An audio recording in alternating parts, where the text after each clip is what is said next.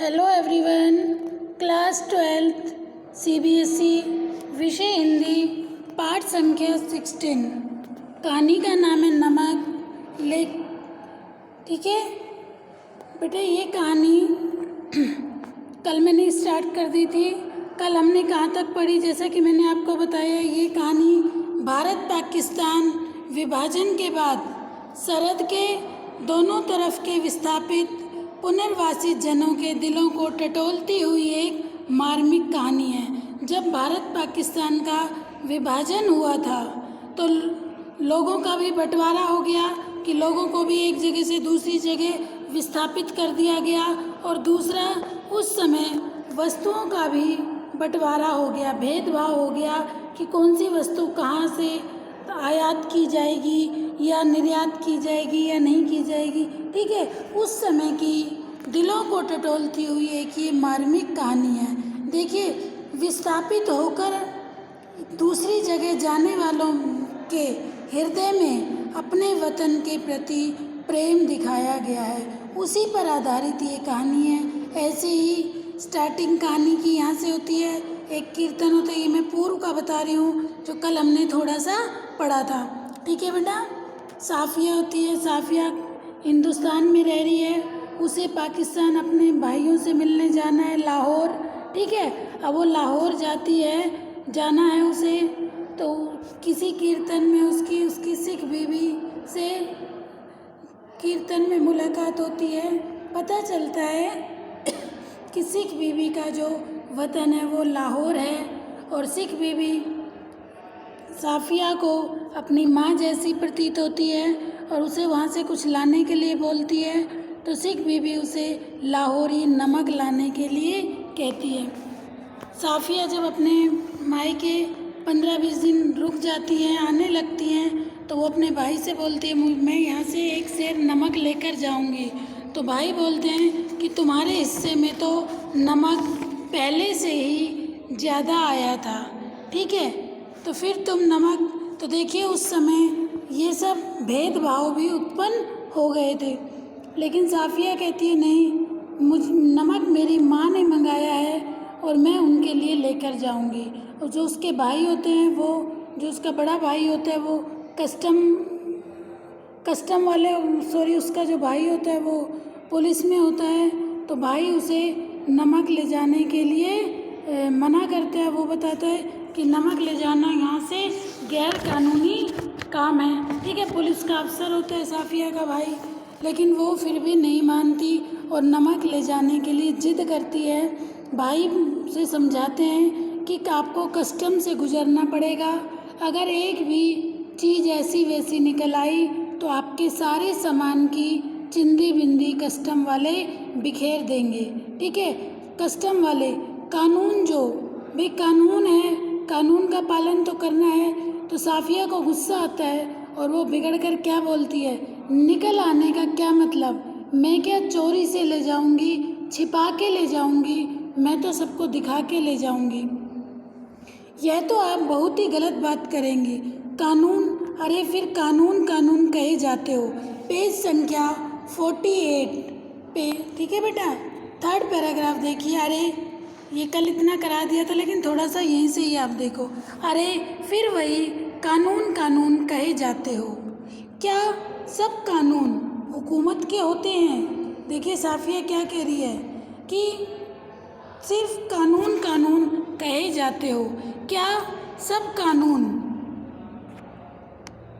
हुकूमत के होते हैं? साफिया कह रही है, अरे क्या सब कानून हुकूमत के होते हैं?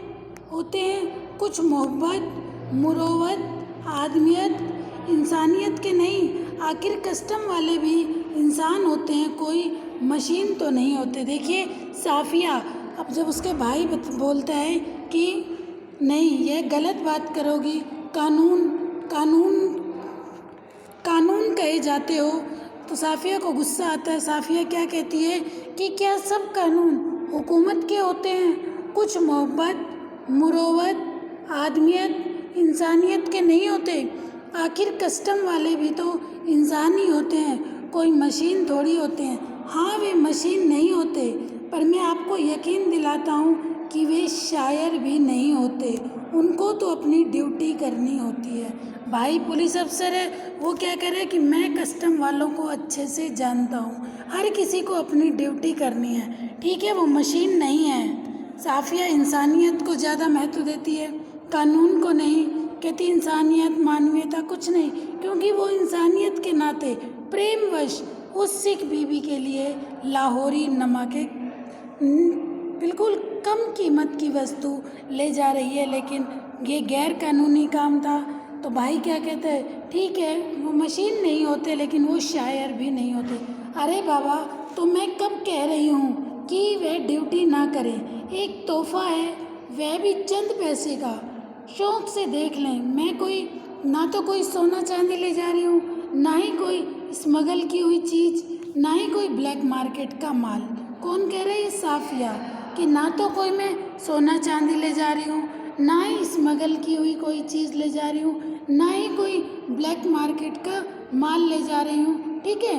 मैं एक चंद पैसों का नमक ही तो ले जा रही हूँ। अब आपसे कौन बहस करे, आप अदीब ठहरी हो। सभी अदीबों का दिमाग थोड़ा सा ज़रूर घुमा हुआ होता है। वैसे मैं आपको बता देता हूँ कि आप ले नहीं जा पाएंगी, और बदनामी मुफ्त में हम सबकी भी होगी।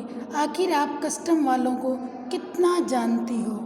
भाई क्या कह रहा है कि तुम ले नहीं जा पाओगी, बल्कि बदनामी मुफ्त में हो जाएगी, क्योंकि तुम कस्टम वालों को नहीं जानती कि कस्टम वाले कैसे होते हैं।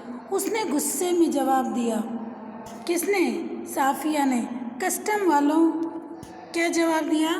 कस्टम वालों को जाने या न जाने, पर हम इंसानों को थोड़ा सा ज़रूर जानते हैं। साफिया ने कहा कि मैं कस्टम वालों को जानूं या ना जानूं, पर मैं इंसानों को ज़रूर जानती हूँ। और रही दिमाग की बात, सो अगर सभी लोगों का दिमाग हम अदीबों की तरह घुमा हुआ होता तो यह दुनिया कुछ बेहतर ही जगह हो जाती। भैया देखिए, बहन क्या कह रही है कि अगर लोगों का दिमाग हमारी तरह हो जाता तो ये दुनिया कुछ बेहतर ही हो जाती। सब में आपसी प्रेम होता, मोहब्बत होती, कोई लड़ाई झगड़ा ना होता, कोई बंटवारा ना होता, ठीक है। मारे गुस्से से उसकी आंखों से आंसू बहने लगे। उसका भाई सिर हिलाकर चुप हो गया। किसका भाई? साफिया का भाई। अगले रोज 2 बजे दिन को उसे रवाना होना था। किसे? साफिया को। वापस कहाँ आना था? लाहौर से हिंदुस्तान। सुबह के लिए बहुत व्यस्त कार्यक्रम बन चुका था, इसलिए उसने सारी पैकिंग रात को ही करनी थी। कमरे का दरवाज़ा बंद अंदर से करके वह सारा सामान बांधने लगी। इधर उधर फैली हुई चीज़ें धीरे धीरे सिमटकर सूटकेस और बिस्तर बंद में चली गई। सिर्फ 2 चीज़ें रह गई। सारा सामान उसने पैक कर लिया था, सिर्फ 2 ही चीज़ें बची। एक छोटी सी टोकरी जिसमें किन्नू थे, एक दोस्त का तोहफा, संतरे और माल्टे को मिलाकर पैदा किया गया फल, उसे किन्नू कहा जाता है, और एक वो नमक की पुड़िया जो वो सिख बीबी के लिए ले जा रही थी। अब तक साफिया का गुस्सा उतर चुका था।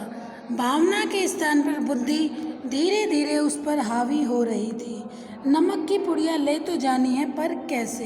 अच्छा, अगर इसे हाथ में ले लें और कस्टम वालों के सामने सबसे पहले इसी को रख दें, लेकिन अगर कस्टम वालों ने न जाने दिया तो मजबूरी है, छोड़ देंगे। लेकिन फिर उस वायदे का क्या होगा जो हमने अपनी माँ से किया? कौन ये द्वंद्व सोच रही है? इस उसमें पड़ी हुई थी कौन? साफिया रात्रि के समय कि नमक तो मुझे ले जाना है, लेकिन वो चाहती थी कि चोरी छुपे ना ले जाऊं, बल्कि दिखाकर ले जाऊं, ठीक है। फिर वो क्या सोच रही है कि अगर कस्टम वालों ने ले जाने नहीं दिया, मना कर दिया, तो उस वादे का क्या होगा जो मैंने उस माँ से किया है। किस माँ से? जो सिख बीबी से उसने वादा किया था, कि उस वादे का क्या होगा।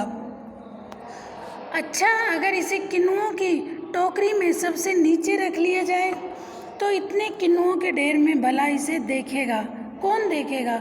और अगर देख भी लिया नहीं जी, फलों की टोकरियां तो आते वक्त भी किसी की भी नहीं देखी जा रही थी। उधर से केले, इधर से किन्नू, सभी ले जा रहे थे। यही ठीक है, फिर देखा जाएगा। वो आप मन ही मन सोच रही है कि अब मुझे नमक ले जाना है, लेकिन कहाँ रखूँ, कैसे रखूँ। फिर वो सोचती है फ्रूट्स की टोकरी में रख लूँगी, क्योंकि फ्रूट्स के लिए तो कोई भी फ्रूट्स की टोकरी की चेकिंग नहीं कर रहा था। वो तो एक जगह से दूसरी जगह आ जा रही थी। तो साफिया क्या करती है, इसी सोच में रात भर बैठी रहती है। उसने किन्नू कालीन पर उलट दिए, कालीन नीचे किन्नुओं को कालीन पर ज़मीन पर डाल दिया। कालीन होता है ज़मीन पे कोई गलीचा बिछा हुआ। टोकरी खाली की, नमक की पुड़िया उठाकर टोकरी की तह में रख दिया। एक बार झांककर उसने पुड़िया को देखा।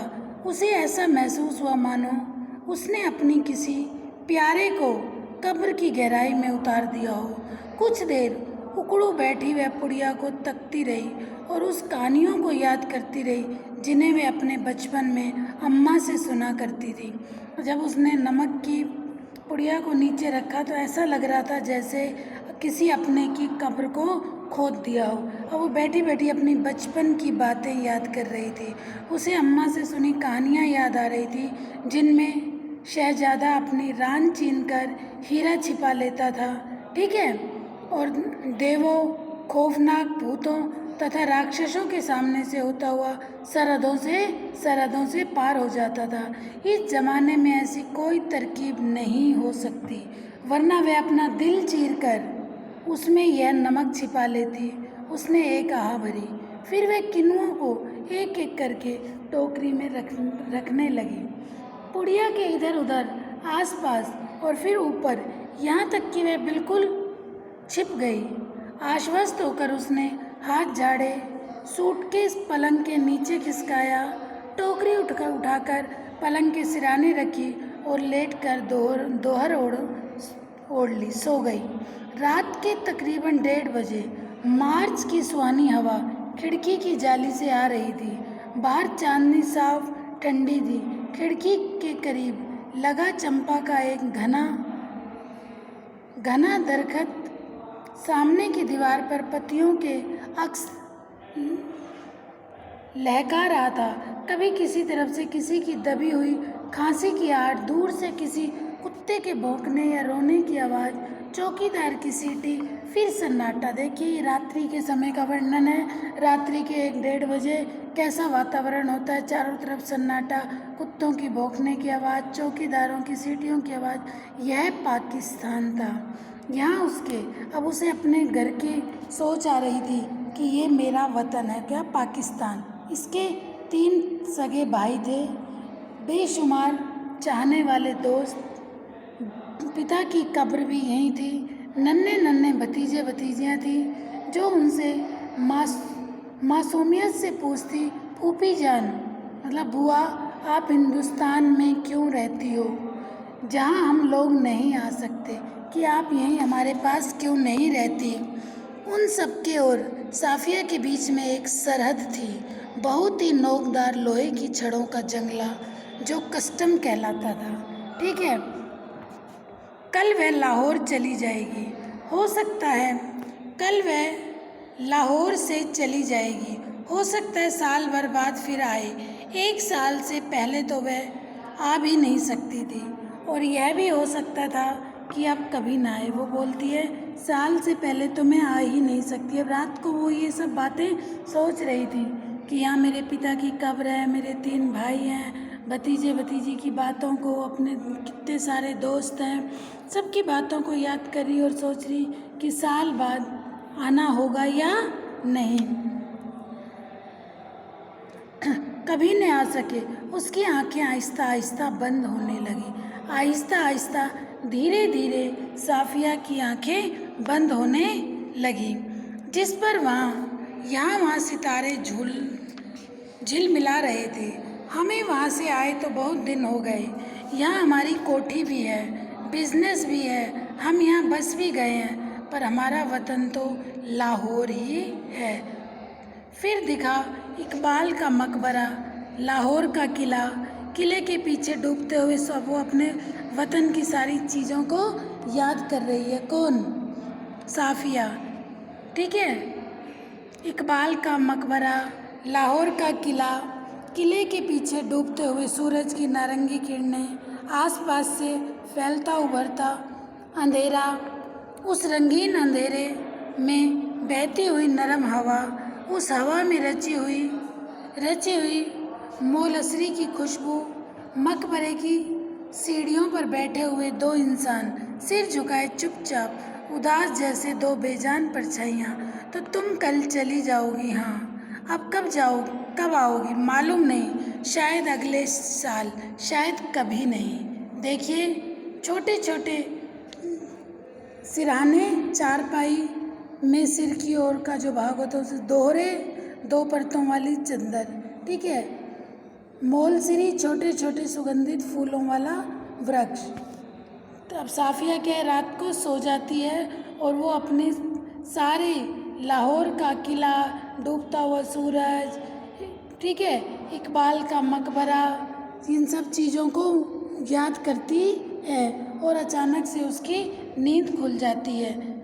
ठीक है। याद करते करते सो जाती है और उसकी नींद खुलती है। शायद उसने मकबरे की सीढ़ियों के नीचे लगी धूप, अचानक उसकी आँख खुल गई। शायद उसने मकबरे की सीढ़ियों के नीचे लगी धूप से एक पत्ती तोड़ी जिस पर ठंडी ओस जमनी शुरू हो गई थी। ठीक है। हुआ यह था कि नींद में करवट लेते हुए उसका हाथ किन्नुओं से लबालब भरी टोकरी पर जा पड़ा। रसीले ठंडे किन्नू जिनको देते वक्त उसके दोस्त ने कहा था, यह हिंदुस्तान और पाकिस्तान की एकता का मेवा है। हिंदुस्तान और पाकिस्तान की एकता का मेवा। साफिया फर्स्ट क्लास के वेटिंग रूम में बैठी थी। दिल्ली तक का किराया उसके भाई ने दे दिया था। अब सुबह हुआ, जाने लगी। भाई उसके साथ वेटिंग रूम में बैठा हुआ था। दिल्ली तक का किराया भाई ने ले लिया था। वह हाथ में टिकट दबाए वेटिंग रूम के बाहर प्लेटफॉर्म पर टहल रहा था। वह अंदर बैठी चाय की प्याली हाथ में लिए किन्नुओं की टोकरी पर निगाहें जमाए यह सोच रही थी कि आसपास इधर उधर इतने लोग हैं, लेकिन सिर्फ वही जानती है कि टोकरी की तह में किन्नुओं के नीचे नमक की पुड़िया है। जब उसका सामान कस्टम पर जांच के लिए बाहर निकाला जाने लगा तो उसे एक झिरझिरी सी आई और एकदम उसने फैसला किया कि मोहब्बत का ये तोहफा चोरी से नहीं जाएगा। जब सामान चेक होने लगा, उसने तो देखो किन्नुओं की टोकरी के नीचे रख दिया था नमक को, लेकिन जब सामान कस्टम में चेकिंग के लिए गया तो उसे अचानक से ही लगा कि नहीं, मोहब्बत का तोहफा चोरी से नहीं जाएगा, नमक कस्टम वालों को वो दिखाएगी। वह उसने जल्दी से पुड़िया निकाली और हैंडबैग में रख ली, जिसमें उसका पैसों का पर्स और पासपोर्ट आदि थे। जब सामान कस्टम से होकर रेल की तरफ चला तो वह एक कस्टम अफसर की तरफ बढ़ी। ज़्यादातर मेज़ें खाली हो चुकी थी। एक दो पर इक्का दुक्का सामान था। वहीं एक साहब खड़े थे, लंबा कद, दुबला पतला जिस्म, खिचड़ी बाल, आँखों पर ऐनक, खिचड़ी बाल अर्थात करली बाल, आँखों पर ऐनक। वे कस्टम अफसर की वर्दी पहने थे। मगर देखिए उसने क्या सोचा साफिया ने कि मोहब्बत का तोहफा मैं चोरी से नहीं ले जाऊंगी। उसके मन में ये आया कि मैं कस्टम वालों को बताकर और दिखाकर ही ले जाऊंगी, होगा जो वो देखा जाएगा। मगर उन पर वह कुछ जच नहीं रही थी। साफिया कुछ हिचकिचाकर बोली, मैं आपसे कुछ पूछना चाहती हूँ। उन्होंने नज़र भरकर उसे गौर से देखा। बोले, फरमाइए। उनके लहजे ने साफिया की हिम्मत बढ़ा दी। आप कहाँ के रहने वाले हैं? उन्होंने कुछ हैरान होकर उसे फिर गौर से देखा। मेरा वतन दिल्ली है। आप भी तो हमारी ही तरफ की मालूम होती हैं। अपने अजीजों से मिलने आई होंगी। कस्टम वाले ने क्या कहा? मेरा वतन दिल्ली है। तुम अजीजों, तुम अपने रिश्तेदारों से मिलने आई होंगी। किसने कहा? कस्टम वाले ने। किससे कहा? साफिया से कहा कि तुम अपने लजीजों से मिलने आई होंगी। जी हाँ, मैं लखनऊ की हूँ, अपने भाइयों से मिलने आई थी। वे लोग इधर आ गए हैं। आपको भी तो शायद इधर आए। जी, जब पाकिस्तान बना था तभी आए थे, मगर हमारा वतन तो दिल्ली ही है। देखिए, जब हिंदुस्तान और पाकिस्तान का बंटवारा हुआ था, जब भारत और पाकिस्तान का बंटवारा हुआ था, तो लोगों को एक जगह से दूसरी जगह विस्थापित कर दिया गया था। तो लेकिन सबको अपने अपने वतन से बहुत प्रेम था। जब पाकिस्तान बना था तभी आए थे, मगर हमारा वतन तो दिल्ली है। साफिया ने हैंड बैग मेज पर रख दिया और नमक की पुड़िया निकालकर उनके सामने रख दी, और फिर आहिस्ता आहिस्ता रुक रुक कर उनको सब कुछ बता दिया। आहिस्ता आहिस्ता धीरे धीरे उन्होंने पुड़िया को धीरे से अपनी तरफ सरकाना शुरू किया। तब साफिया की बात खत्म हो गई। तब उन्होंने पुड़िया को दोनों हाथों से उठाया, अच्छी तरह लपेटा और खुद साफिया के बैग में रख दिया। बैग साफिया को देते हुए बोले, मोहब्बत तो कस्टम से इस तरह गुजर जाती है कि कानून हैरान रह जाता है। देखिए, मोहब्बत तो कस्टम से इस तरह गुजर जाती है कि कानून हैरान रह जाता है। ये किसने कहा? कस्टम वाले ने। किससे कहा? साफिया से कहा। जब साफिया ने उसे नमक की पुड़िया दिखाई तो उन्होंने कहा, मोहब्बत ही सब कुछ होती है। वह चलने लगी तो वे भी खड़े हो गए और कहने लगे, जामा मस्जिद दिल्ली में है कि सीढ़ियों पर मेरा सलाम कहिएगा, और उन खातूक को यह नमन देते वक्त मेरी तरफ से जिसने ये नमक मंगवाया है, कहिएगा कि लाहौर अभी तक उनका वतन है और दिल्ली मेरा, और बाकी सब रफ्ता रफ्ता ठीक हो जाएगा। बाकी जो मन मुटाव है लोगों के अंदर, वो धीरे धीरे सब ठीक हो जाएंगे। और उस महिला को जिसके लिए तुम नमक ले जा रही हो, खातून को, उसे जाकर कहना कि लाहौर आज भी आपका वतन है और दिल्ली मेरा। धीरे धीरे सब ठीक हो जाएगा। देखिए, इससे क्या प्रतीत हो रहा है कि उस कस्टम वाले के हृदय में अपने वतन के प्रति कितना अधिक प्रेम था। और वो देखिए, साफिया को कुछ बोले नहीं, और बल्कि उस नमक की पुड़िया को खुद उसके बैग में डाल दिया। तो देखिए, एक बात ये भी पता चलती है, हमेशा व्यक्ति को सच के मार्ग पर चलना चाहिए। सत्य का मार्ग कठिन जरूर होता है, लेकिन वो अच्छा होता है। ठीक है, साफिया ने सच मार्ग पर चली, झूठ नहीं बोला, उल्टा उस नमक की पुड़िया को स्पष्ट दिखाया। और ये जो कस्टम वाला था, इसका वतन क्या था? दिल्ली। तो इसने क्या कहा उसे कि ये पुड़िया उन्हें देते वक्त कहना कि लाहौर आज भी आपका ही वतन है और दिल्ली हमारा। जामा मस्जिद की सीढ़ियों पर हमारा सलाम कहना। साफिया कस्टम के जंगलों से निकलकर दूसरे प्लेटफॉर्म पर आ गई और वे वहीं खड़े रहे।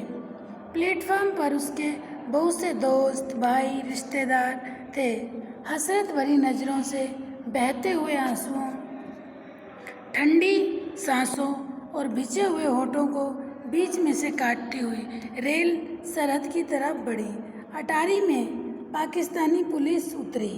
ठीक है, अब पाकिस्तान वाली पुलिस उतर गई, हिंदुस्तानी पुलिस सवार हुई।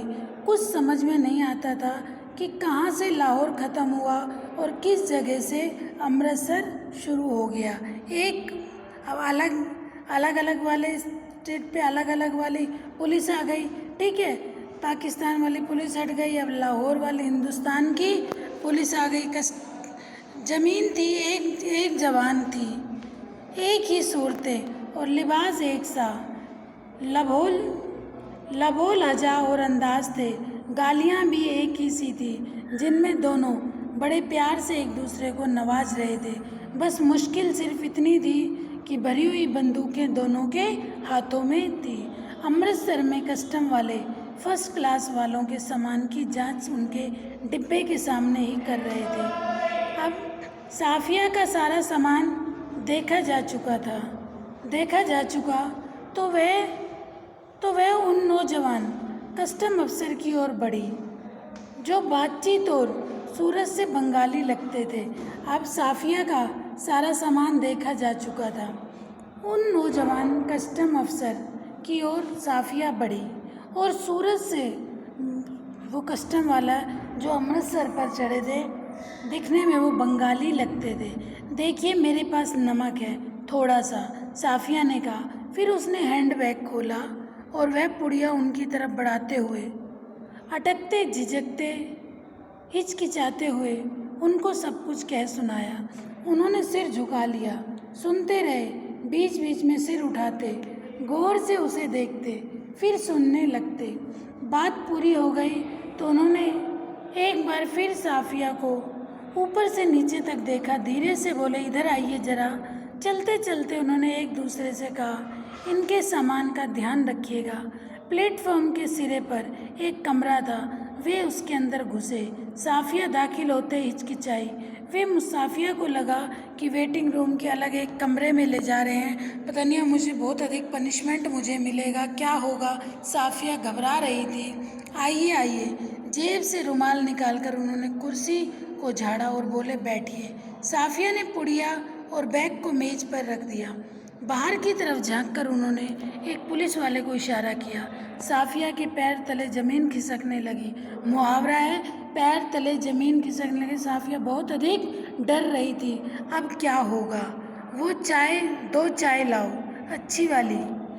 तो उस साफिया तो देखिए कितना अधिक डर रही थी कि अब पता नहीं क्या होगा। लेकिन उसने क्या कहा, साफिया को ऐसे लग रहा था जैसे उसके पैरों तले ज़मीन खिसकने लगी हो।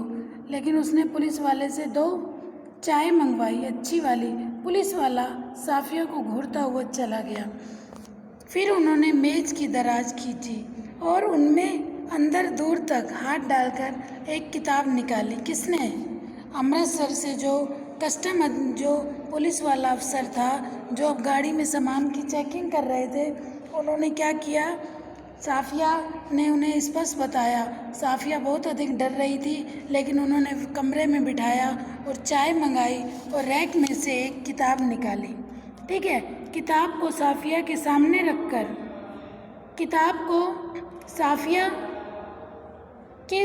रखकर, उन्होंने पहला सफ़ा खोल दिया। सफ़ा पहला पन्ना। बाईं ओर नजरुल इस्लाम की तस्वीर थी और टाइटल वाले सफ़े पर अंग्रेजी के कुछ धुंधले शब्द थे। शम्सुल इस्लाम की तरफ से सुनील दास गुप्ता को प्यार के साथ ढाका 1946। तो आप क्या इस बंगाल के हैं? हाँ, मेरा वतन ढाका है। उसने क्या कहा? हाँ, मेरा वतन क्या है? मेरा वतन ढाका। हाँ, मेरा वतन तो क्या है? ढाका है। तो आप यहाँ कब आए? जब डिवीज़न हुआ तभी, जब बंटवारा हुआ तभी, मगर हमारा वतन ढाका है। मैं तो कोई 12-13 साल का था, पर नजरुल और टैगोर को तो हम लोग बचपन से पढ़ते थे। जिस दिन हम रात यहाँ आ रहे थे, उसके ठीक 1 वर्ष पहले मेरे सबसे पुराने, सबसे प्यारे बचपन के दोस्त ने मुझे यह किताब दी थी। उस दिन मेरी सालगिरह थी। फिर हम कलकत्ता रहे, पढ़े, नौकरी मिल गई, पर हम वतन आते जाते थे। ठीक है, वतन। साफिया ने ज़रा हैरान होकर पूछा, मैंने आपसे कह दिया ना कि मेरा वतन ढाका है। उन्होंने ज़रा बुरा मानकर कहा। हाँ हाँ, ठीक है, साफिया जल्दी से बोली। तो पहले तो बस इधर ही कस्टम था, अब इधर भी कुछ गोलमाल हो गया है। उन्होंने चाय की प्याली साफिया की तरफ खिसकाई और खुद एक बड़ा सा घूंट भरकर बोले, वैसे तो डाब कलकत्ता में भी होता है, जैसे नमक यहाँ भी होता है, पर हमारे यहाँ के डाब की क्या बात। हमारी ज़मीन, हमारे पानी का मज़ा ही कुछ और है। उठते वक्त उन्होंने पुड़िया साफिया के बैग में रख दी और खुद उस बैग को उठाकर आगे आगे चलने लगे। साफिया ने उनके पीछे चलना शुरू किया। देखिए, उस कस्टम वाले ने भी क्या किया, साफिया के बैग में पुड़िया को रख दिया और अपने वतन की बातें करने लगे कि मेरे वतन में भी डाब कितना अच्छा होता है, नमक तो यहाँ भी होता है, लेकिन वहाँ जैसा डाब कहीं नहीं। उठते वक्त उन्होंने साफिया के बैग में पुड़िया को रख दिया और क्या कहा, आप खुद उसका बैग लेकर आगे आगे चलना शुरू कर दिया। देखिए, कस्टम अधिकारी का वतन भारत और शहर दिल्ली था। ठीक है, वह देश विभाजन के समय, जब देश का विभाजन हुआ, बंटवारा हुआ, उस समय पाकिस्तान आ गया था।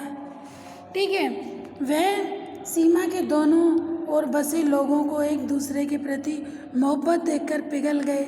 उन्होंने कहा कि कस्टम मोहब्बत का मार्ग नहीं रोक सकती। साफिया अपने भाई रिश्तेदारों को छोड़कर आ गई थी। ठीक है, अमृतसर पहुंची। अमृतसर पहुंचने पर भारतीय कस्टम अधिकारी द्वारा यात्रियों के सामान की जांच शुरू हो गई।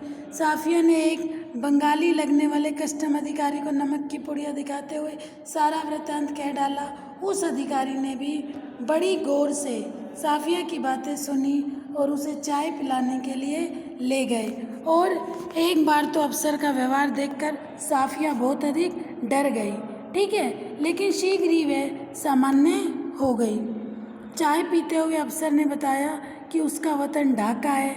वह विभाजन के समय भारत आ गया था। अपने वतन की चीज़ों का स्वाद ही निराला होता है। जिस तरह सिख बीबी ने तुम्हारे हाथों अपने वतन की खुशबू मंगवाई है, उसी तरह हमारे वतन के कच्चे नारियल का स्वाद ही कुछ और होता है।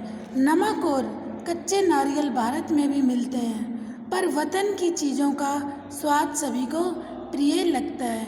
उन्होंने क्या किया, पुड़िया को साफिया के बैग में रख दिया और अलग अलग देश के लोगों की भावनात्मक एकता के विषय में सोचती हुई, देखिए साफिया, उन्होंने साफिया का बैग लेकर आगे आगे चलना शुरू किया।